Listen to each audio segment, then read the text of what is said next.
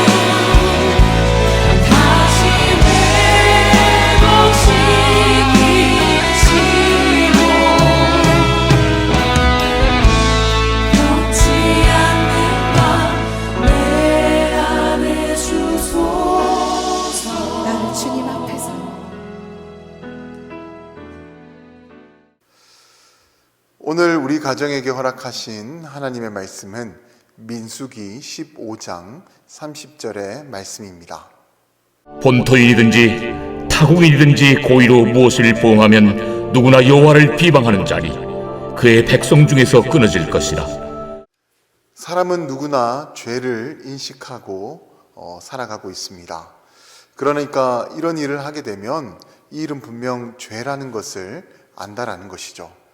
그런데 죄의 무서움이 무엇이냐면 이 죄에 한번 빠져들게 되면 이것이 죄라는 것을 인식하지 못하게 만든다라는 것입니다. 하나님의 사람이었던 다윗도 그래서 죄에 넘어지게 된 것인데, 우리아의 아내를 범한 다윗은 분명 자신의 신하인 이 우리아의 아내를 취하는 것은 큰 죄가 된다라는 것을 알고 있었습니다.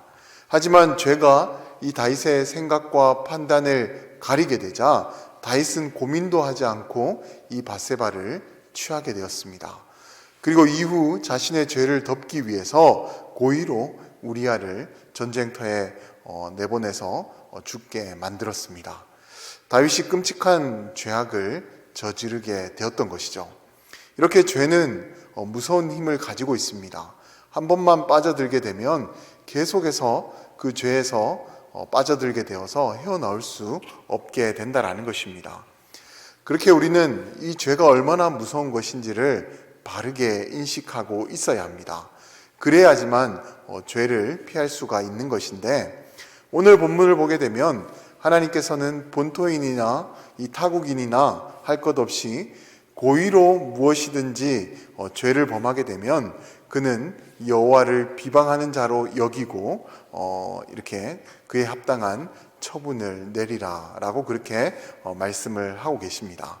그런데 이게 무슨 말씀이냐면 하나님께서 분명 그의 행실을 다 보고 계시는데, 그럼에도 불구하고, 그러니까 하나님을 인식하지 않고 죄를 짓는 것은 하나님을 없는 분으로 여기는 것과 같은 행동으로 하나님께서는 여기신다라는 거예요. 그래서 하나님이 없다라고 생각하고 짓는 것은 고의로 또 죄를 짓는 것과 같은 것으로 하나님은 여기신다라는 거예요. 그래서 그에 합당한 처분을 내리시겠다라는 것입니다. 결국 이 말씀도 죄를 인식하고 그리고 그 죄를 짓지 말라라는 하나님의 말씀입니다. 그리고 이 죄를 짓지 않기 위해서는 우리는 늘 하나님을 인식하고 있어야 하는 것입니다. 그러니까 하나님께서 지금 이 자리에 나와 함께하고 계신다는 것을 우리는 인식하며 살아가야 된다는 것입니다. 그리고 하나님께서 우리에게 주신 이 말씀을 붙들고 우리는 늘 하나님 말씀을 쫓아 살아가는 그런 삶이 되어야 하는 것입니다. 그러면 우리는 죄에 넘어지지 않는 삶이 되는 것이고, 또 하나님께서 기뻐하시는 삶을 살아가게 되는 것입니다.